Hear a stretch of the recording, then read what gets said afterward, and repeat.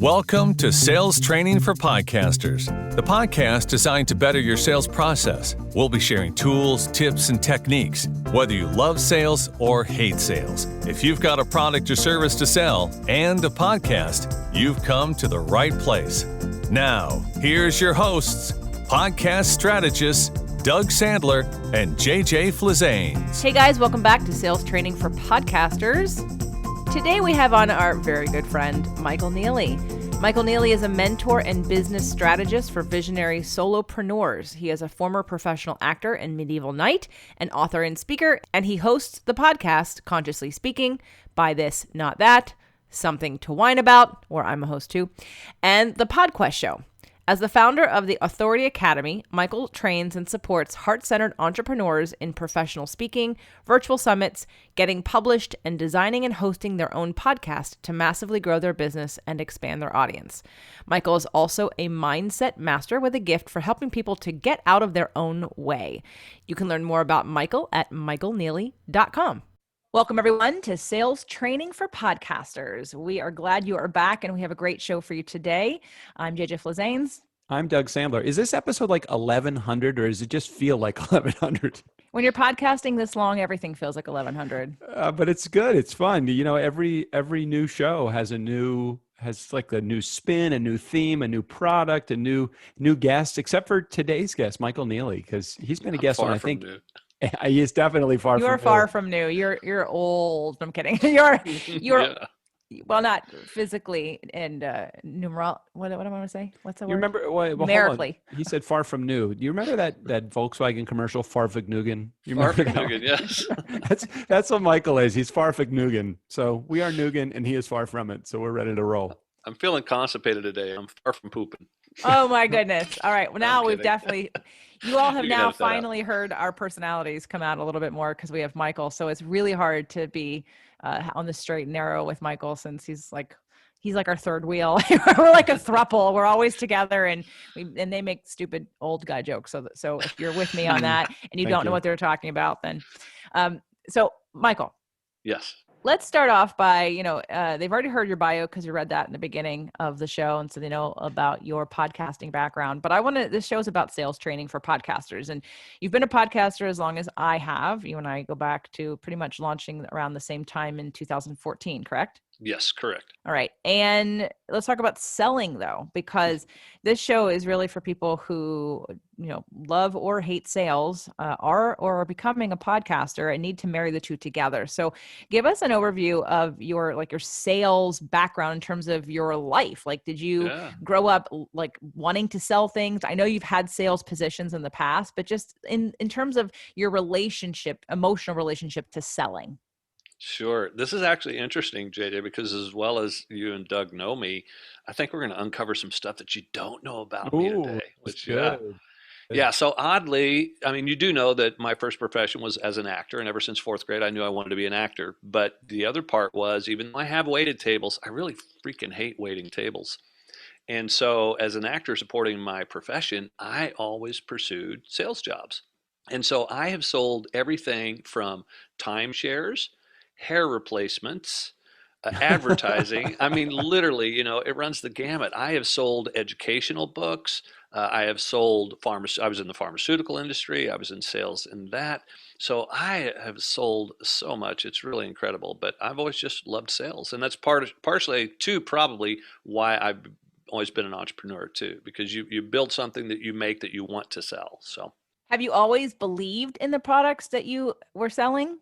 I just have to think for a moment. For the most part, yes, because I find it really hard to sell something that I don't believe in. And in actuality, and this is, it's interesting that you mentioned that because it brings up another thing that I sold for a while, which was merchant services.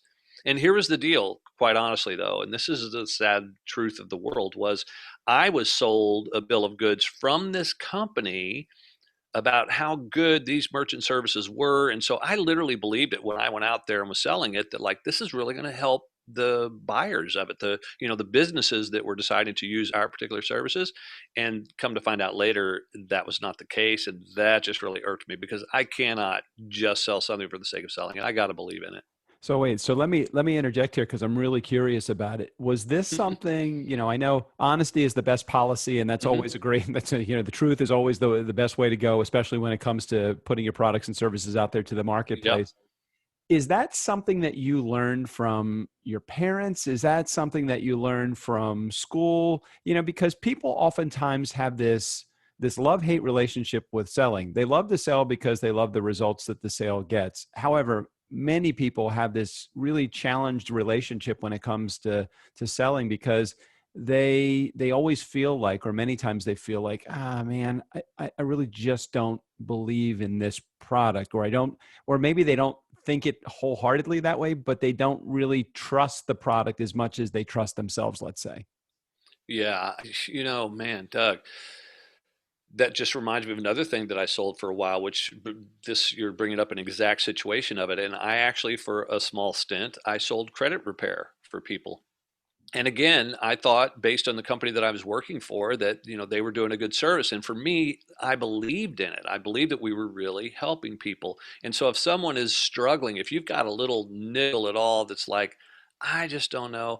eh, Yeah, it's hard to actually sell it. And even selling your own goods, which I think is probably the most important piece you guys want to get into, is when you're selling your own stuff Hmm.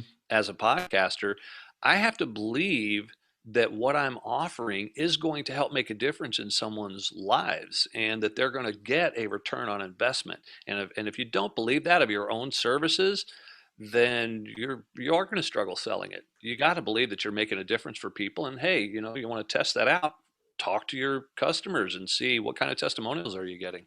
It's interesting you say that, the idea behind you using the product or you using the service or you believing in the product or service. And as a podcaster, there's many times we get approached by organizations that want to have us use or try their product or service. And, there's only so many of those that you want to put into the arsenal and recommend because, let's say that FreshBooks comes to you and says, hey, I have a great accounting program. We'll gift you the accounting program, but we need you to use it and try it out. And there's been many, not FreshBooks as I'm using an example, but there's been many products or services that I've tried, and I'm like, I really don't like this product or service, and so Yeah. I don't want them as an advertiser or even as an affiliate because either one of those relationships you get involved with, and it's like, oh man, I don't really believe in what they have. Now, it's hard to go back to the company and say that, or you might have to kind of tell a little white lie, or maybe you tell them some of the shortcomings of the product that you don't see it as a direct match for what they're,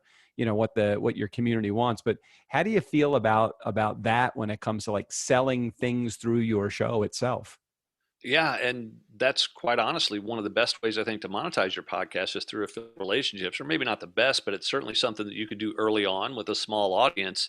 And I'll say that it it's the people in any type of sales or marketing that it's the short-term thinkers are the ones who I think get really messed up and they screw it up for the industry. Because if you're thinking short term, yes, you're going to do whatever it takes to get the quick buck. But if you're thinking long term, then you're going to make decisions like you're kind of saying there, Doug. It's like, I'm not going to promote this particular product because at some point it's going to diminish my no like trust factor because people are going to go, man, Michael recommended that thing and it totally sucked. I'm not going to trust his recommendation Hmm. next time. Yeah. And so for me, it's as part of the long-term plan, you do need to be selective about what you recommend, especially if you're recommending someone else's stuff. I try it out first. I want to make sure I don't just get into bed with every affiliate person who wants to promote something on my shows. I was waiting for the old guy joke about everybody about you getting into bed with people. I was waiting Hair for you to say you're going to sell replacements? tooth replacements Yeah. next. Um, I should. I've got enough experience there, huh? sorry, Wow. this show's off the rails already, but this is how we normally are, and it's just because we have Michael on that you're getting to really experience that with us. So if you love our, I you bring out really the do. best in you. I want to talk about your sales training, and if you had any when you first Hmm. started. Yeah, as a matter of fact, probably a lot of you who are, again, if you're one of the OGs out there, you may know the name Tom Hopkins. Hmm. And so I had studied with his work.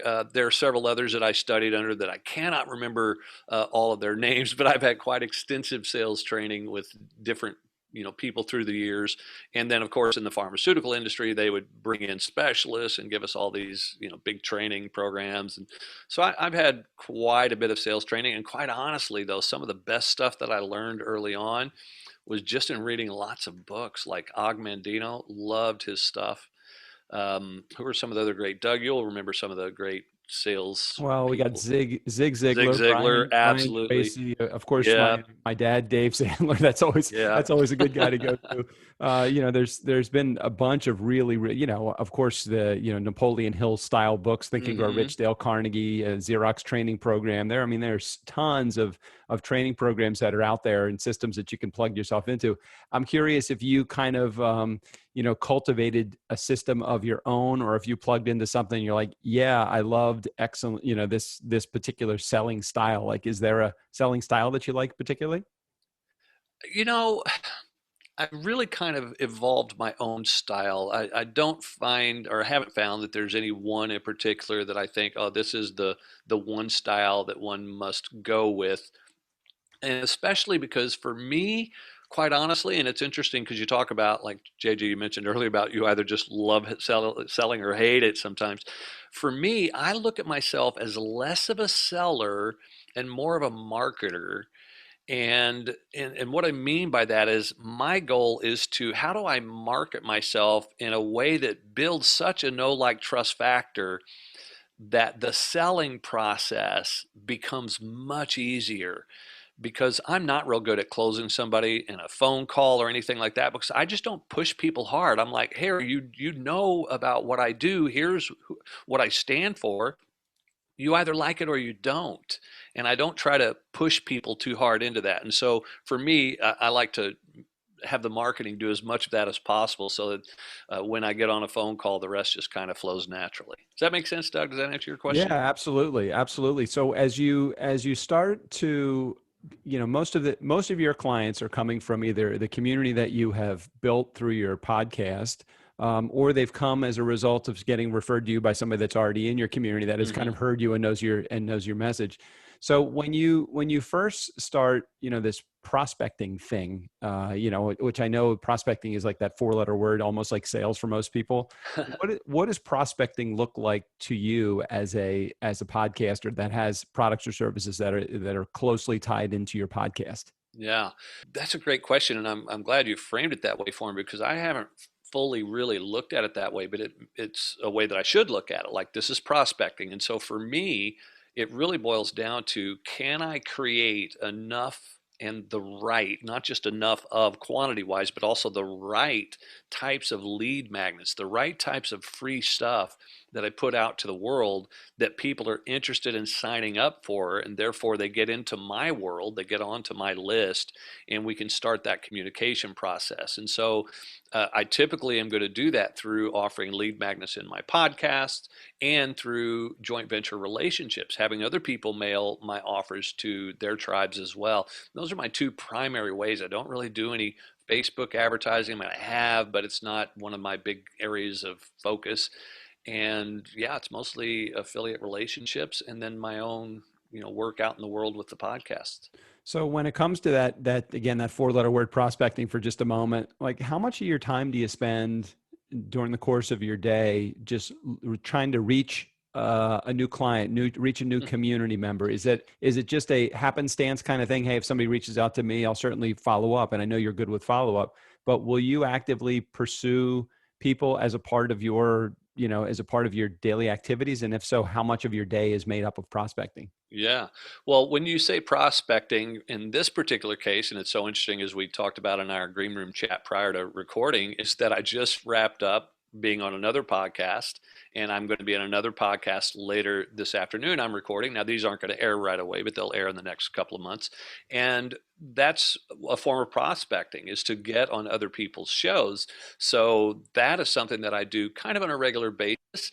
Another way that I do prospecting, that I do the follow up on, is we talked a little bit about, in some of the people who've been on the shows and at my live events. But one of the things that I do is get into gift giveaways, where that gets me much more exposure, where people are getting the exposure to my free offerings. And then also I do a lot of summits. And so I guess when I look at it that way, I'm like, wow, I mean, like literally right now in the next couple of weeks, I think I'm in 3 different summits and 2 giveaways. So that, I guess I do a lot of prospecting, a lot more than I thought, Well, really. I think it's a better word that you used, Michael, marketer.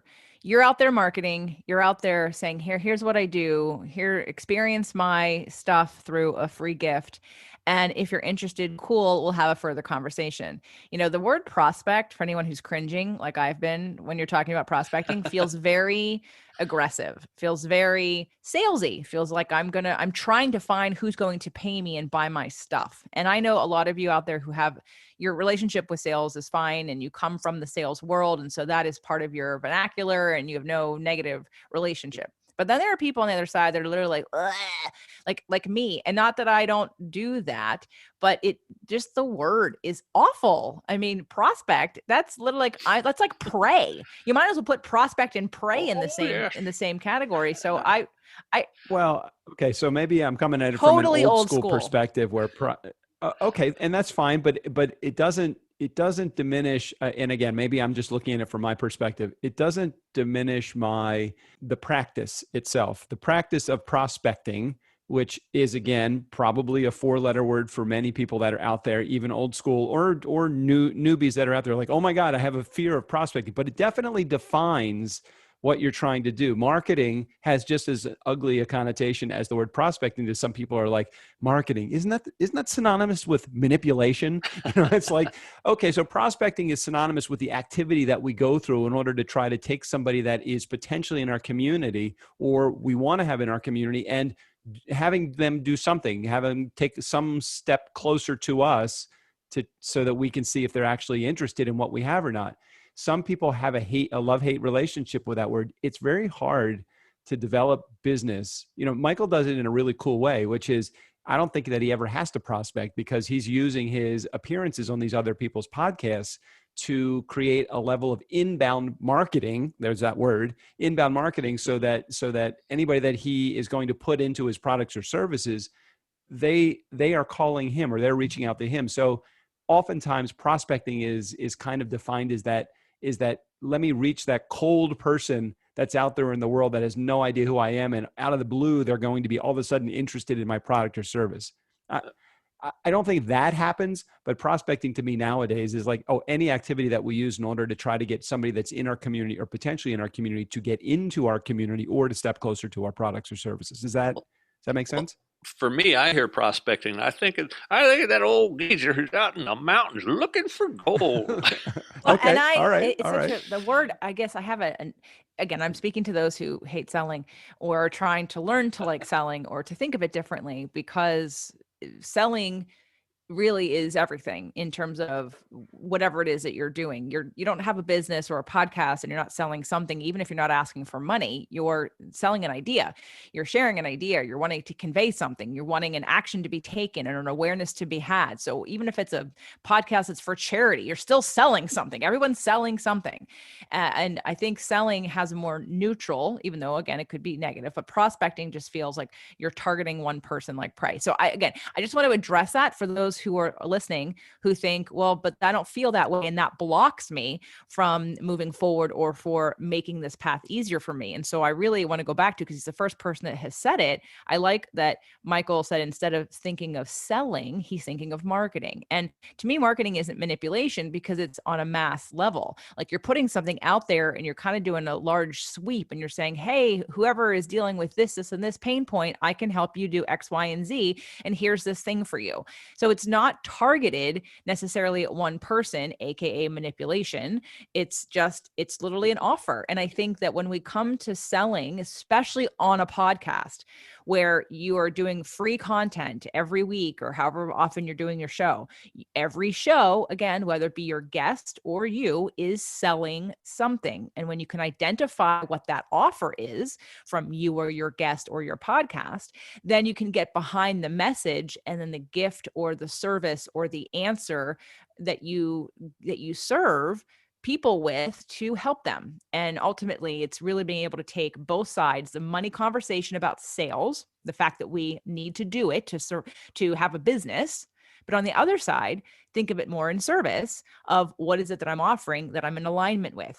Now, I want to, because I know, Michael, you and I have had several conversations and several emotional outbursts at certain people's selling styles and things that you will or will not do. So people have heard so far on today's show that you've sold a bunch of different things, most of which you've gotten behind, a few things you thought they were good, but that turned out later not to be good. So, and because I know you personally and love you, I think, Michael's a great guy and we wouldn't have him on the show if he wasn't. So, but there are people out there who are selling things and they're good at what they sell, but they cross certain boundaries that none of us would do. Yeah, I think what it boils down to, and this is where I think it's bad marketing, and bad in the respect that it's bad for the public and it's bad for the name of marketing in itself, and that is that people will be misleading. And here's the thing about it's how easy it is to mislead. And it's interesting because I saw something recently that shows how it's happening not just in marketing but in politics even, which of course our politicians have been misleading for years. But that notwithstanding, that you can take some information and you can paint a picture with that information that makes everything look sound. It looks true because it all adds up. And so when someone presents something like that as a marketer, mathematically, the people are calculating in their head and they're going, yeah, that all makes sense. However, it's built on a faulty premise in the beginning that people ignore because now their brain is processing all of the mathematical stuff, which is true. And therefore, to me, that is just bullshit marketing. It's misleading. Well, I also think that almost anybody can rationalize and justify and maneuver and manipulate. I mean, just think about all of the things that are going on in today's world. And as of the airing of this, I'm sure it's going to be the same thing, just about things like mask wearing. And we don't have to get into the politics or or whether you should or you shouldn't or any of that stuff or the shaming or any of that. But it's just like you can direct science to almost mean anything. Prospecting, selling, closing. I mean, those are all words that are associated with the game of sales or the activity of sales. So many of them have a negative connotation attached to it.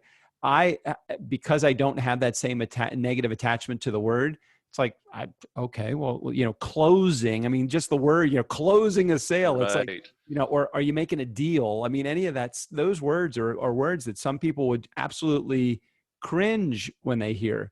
On the other side of it, just understand that those are just words that I'm using. Your relationship with that word, don't let that color what you need to do. You need to bring in business to you need to bring in capital to your business to keep your business going.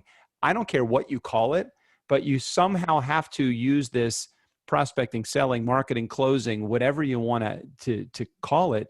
You need to use those activities that are within those terms for you to generate business for your business, for your livelihood.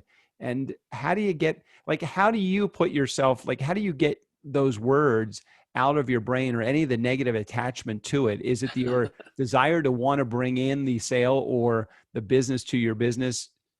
Is that way heavier on you than the idea of closing a sale or prospecting? So what is it to you? How do you mentally get yourself in the right place? Yeah. For me, I get less caught up in the vernacular. I mean, there are words in our industry that I still am not super crazy about, like funnel is one of them, because it feels like you're herding cattle through this little thing to get them to do what you want to do. And, then there's the word tripwire, which I know. All these those types words. of things. Yeah. Yep. And so I'm not crazy about a lot of the vernacular, but it does make for an easy way to describe or explain something. And quite honestly, a lot of it just makes sense using certain words. Now, at the same time, for me, it's part of what I teach because I teach the business aspects of that. But when I'm actually presenting somebody, or moving them through my own funnel, I'm not saying, okay, right now you're at this phase of my funnel or anything like that. Right. It doesn't even come into play.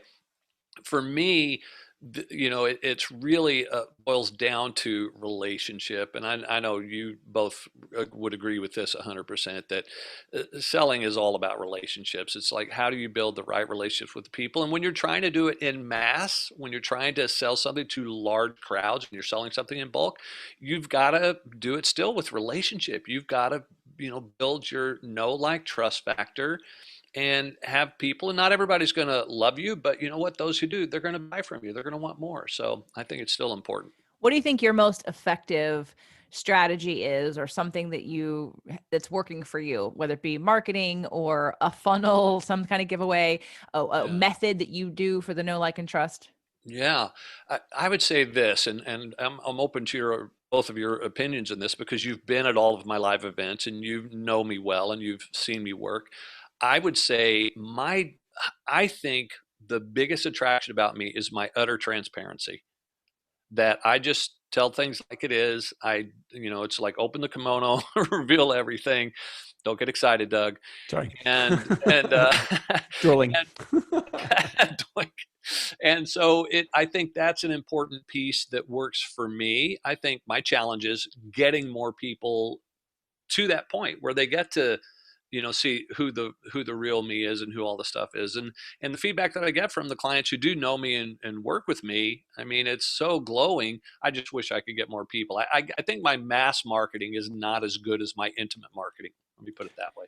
And I have to admit, what I hear Michael say is 100% the reality of probably where I am as well, is that, and I know that he does this extremely well. One-on-one, I think relationship building is like, that's really where I focus most. I have a very hard time focusing on the marketing approach that's going to be like my 90-day marketing campaign. I don't know about, I mean, for the most part, I'm not great with that. JJ, I think that that's something you excel at. You see a big picture. I think where I am, where I excel, and I know that Michael excels here as well, and you do too, JJ, but you do have a much bigger picture than I think. Well, Michael's got a pretty good big picture also. I don't have a really good big picture. The relationship one-on-one, when you actually are sitting down and having a conversation with somebody, even if it's with a group of 20 or 30 people, and I've seen you do this many times, Michael, where you'll have a big group, but you'll actually be having a conversation with one specific person within that group while you're having that relationship, or you're building that conversation, or having that conversation. You're building the relationship with that one person, but everybody is witness to it, which ultimately comes down to, man, you're really helping them see exactly how your a relationship, a business relationship with you will really benefit everybody that's in that group.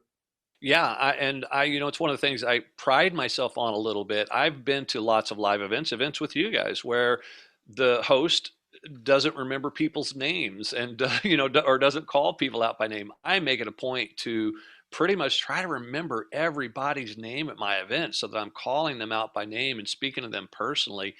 And it's just because that's what I'm not doing it as a technique. And this is the part I just want to be real clear on.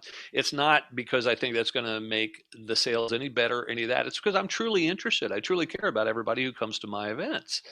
And so that's just another little bit of a difference for me about it being about the relationship. I do want to serve everybody that's there. And in the process, if people can then also see how I am as a human being, hopefully they're going to want to work with me beyond that. Well, we know that you over deliver in terms of when you get that client, you are always over delivering, and you are authentic, and you do make a connection, and you do want to remember their name and make it personal, and you have that heart connection, which makes you stand out. And I appreciate about your selling style, so to speak, right? Of really getting to know the person and being on their side and wanting them to succeed. What do you think some of the biggest mistakes podcasters out there, since you work with podcasters, we work with podcasters, what do you think the biggest mistakes in selling are that they're making, either newbies or even people that have been around for a while? Gosh, if I had to boil it down to one thing, JJ, and it's sadly, I have to giggle a little bit because I think I'm guilty of it as well. And that is that we don't ask. It's like we're either afraid to ask, or we feel like, who am I to ask? Or we just neglect to ask. And so I think that's an important piece, is to just always remember to ask for what it is you want. And by that, I mean, I'm not saying go out and ask people for their wallet, or their credit card all the time, but ask for someone to sign up for your lead. Ask someone to join your Facebook group. Ask someone to do something. I think a lot of podcasters don't take advantage of that opportunity to ask as often as they could. And I'm guilty of it as well. And so that'd be my big thing. Do you see that at all, or am I the only one? No, I totally see it. The one other thing that I really think that I find is a pretty big, I guess a pretty big thing that most podcasters don't see is that because we're so used to talking with this microphone in front of us, we talk too much and we don't listen and we don't listen enough. Those interview podcasts, those are great. And I know that we have an opportunity to really share our expertise as you, and I've seen you do this many times, JJ, you do this very well. Also, you give your community a glimpse into what your expertise is, even when you have other experts on the show with you. But then you give that guest an opportunity to share their stories, share their, all of their wins and their victories, the stuff that really goes in the plus column for them.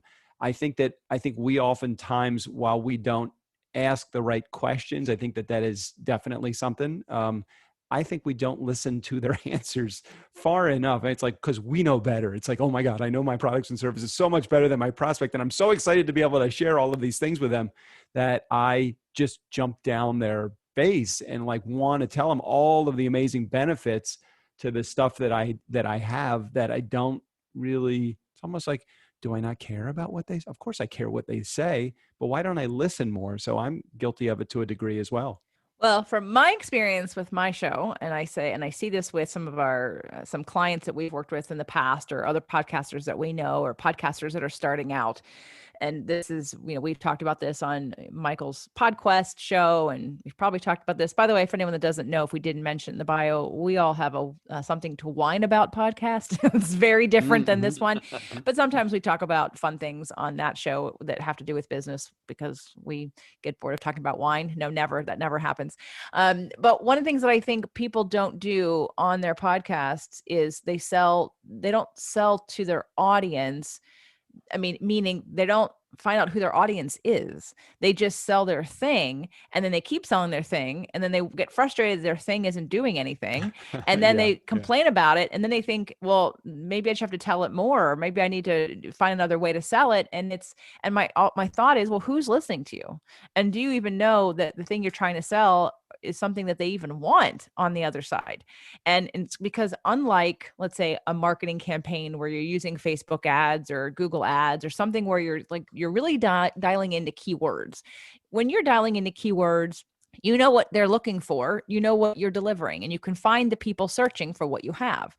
The podcast, depending on what you've called it, because now we don't use keywords anymore in the searching of podcasts unless it's in your title. If you're not super specific, hence sales training for podcasters. If you're not super specific, then the person who's listening to you may not be someone who wants what you have. Might want something different, or a variation of what you have. And so for me, I think one of the biggest mistakes I see is people assuming when they start their show that they know exactly who they're going to attract and exactly what they need without ever asking or finding a way to be in conversation.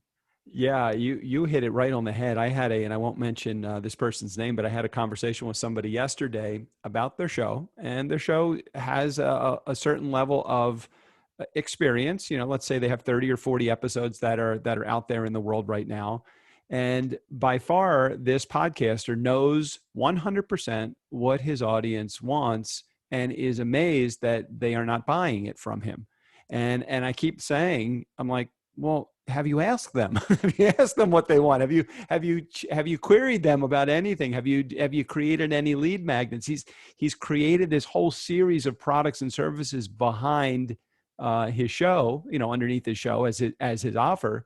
And he hasn't really had a chance to, but he knows better than anybody what his market wants. And I'm like, I'm not so sure that is right. You might think that you know because you're very experienced in his world, but he just doesn't know what his podcast audience wants. And it's almost like you have to approach them as a completely different animal than you approach your regular everyday market. If I'm a podcast coach and I think, hey, launch services are what somebody wants, and when I discover it after having 6 months or a year of my show under my belt that, geez, I've asked my audience, they haven't bought any of these launch services. Maybe it's something else they want. Maybe they already are podcasters and they want to learn a little bit more about how to monetize. They're not looking for launch services. They're looking for coaching services for how to monetize their show or grow their audience or any of those things that, we want to do with our shows. So I would say that that's another huge error that many people make is, for sure, they know what their audience wants and they really don't.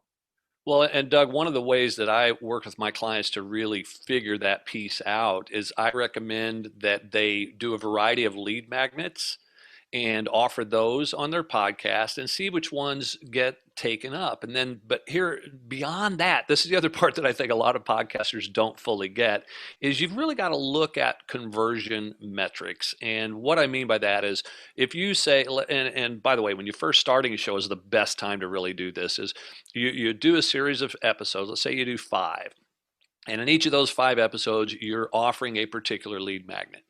And then you go, okay, well, how many people, and by the way, it's even best if you only offer it on the podcast so that you know if anybody signs up for that lead magnet, they had to have heard about it on the podcast. That's the best way to really measure it. Mm-hmm. Then you look at how many downloads did those episodes get? And of those downloads, how many people opted in for that lead magnet? Now you've got your conversion metric. And then do another series of 5 or 10 episodes and maybe even wait a little while in between, because as you know, episode things overlap. Once you start getting more of stuff out there, you don't know, did they listen to that episode before they signed up, or did they listen to this episode before they signed up? But then offer a different lead magnet and see how many people opt in from that and how high is that conversion ratio. And the lead magnets that you're offering should be the clue to what your audience really wants. But to just speculate like you're talking about with this guy, you just don't know until you start to put stuff out there, and then you got to measure. So, I mean, the other thing too is, they could be going, I know what my audience wants, but they're just not buying the stuff from me. Well, then you got to look at your downloads. Are they even listening to you? Mm-hmm. So I think that's brilliant, Michael, because while I have done something like that recently, I have a webinar that I'm only doing, and the only audience that knows about it are anyone on my email list or my podcast. And so it's really fun to see, even though the numbers aren't huge for the webinar, I know that they're all podcast listeners and people who've been on my list. Mm-hmm. And I purposely did it that way because, again, I also know what the know, like, and trust factor is of that group. And I also am going to try out a very large offer that I wouldn't normally try, because this isn't a new group. These are extremely warm leads who know, like, and trust me. It's already established. And I think that that is a really cool metric to look at. I've never thought about that, looking at the downloads versus who has decided to take the lead magnet. So just to finish up the sales conversation, for anyone who's listening to this and they're a podcaster and they have a show and they feel, I kind of want to, those of you that are comfortable with selling and sales, this end of this conversation isn't necessarily for you. I'm here to help the people who maybe have all of the right things to do. They have the right words to say. They have the structure and how to do it and how to follow the funnel and how to roll them into A, B, and C. And they have all the right things. Like when you go to sales training and you can plug and play all of the information, that's one thing. But then there's like the next level of intuition and relationships and cues and body language. And of course, you're not seeing that on a podcast, but you're getting, by how people are talking to you, that next level of sales. Like, what would you say for those that are listening that know that they know what to do, they're just uncomfortable with doing it? What would your advice be to them to put the two together? How can they be more comfortable using the tools that they've used that they haven't been successful with yet because it's not natural feeling? Yeah, totally.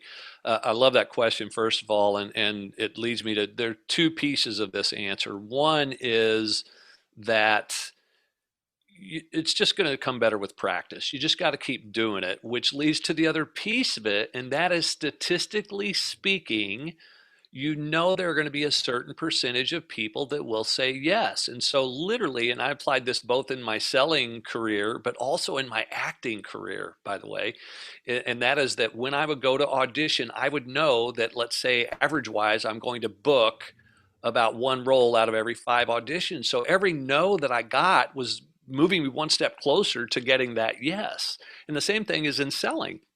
Every no that you get moves you one step closer to the yes. And so look forward to the no's even, the people who turn you down, because you're going to need to go through them anyway. And so just get out there and start doing it, practice it, embrace the no's so that you're not sitting there thinking, you don't beat yourself up when someone turns you down.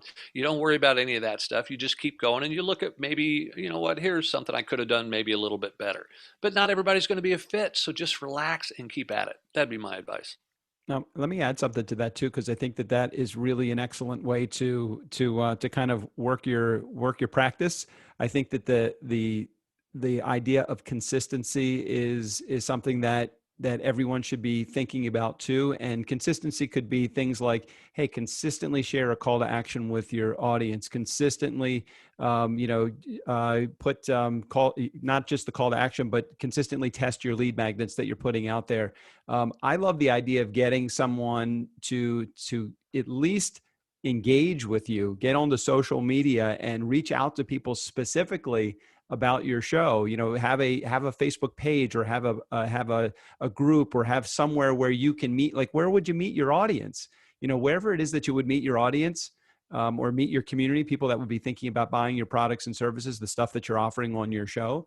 Find out where those people are and go one-on-one with them, because the best way for you to figure out if somebody is interested in what you have is, don't worry about the sales conversation. Just get in the game of understanding what it is that potentially that they would even be interested in. Just querying your community is oftentimes enough for you to know, hey, maybe I should start to think about, offering this level of service. And then you can further question them about that, and not in a challenging way. Like, why do you want that? It's like, find out what it is that your community wants, and you got to engage at some point. So get in the habit of routinely practicing reaching out to people in your community, having conversations with them.